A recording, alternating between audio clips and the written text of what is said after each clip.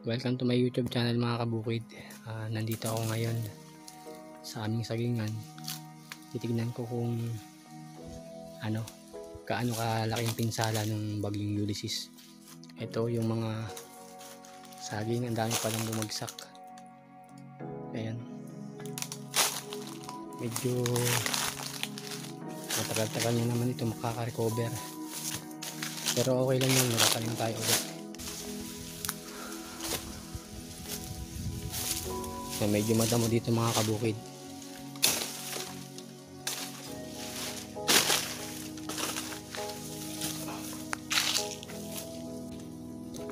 Tsaka dediretso na rin ako dun sa ulingan. Ulingan niya daw kasi yung yung mga kahoy na nasira ng bagyong Ulysses.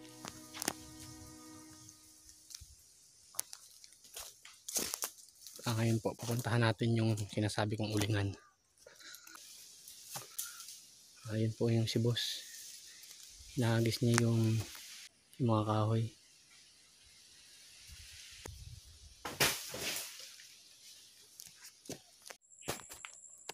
Ayan mga kabukid, hanggang sa susunod natin pagkikita-kita, ituturo ko yung sinasabi ko kanina na pag-uling ng kahoy step by step.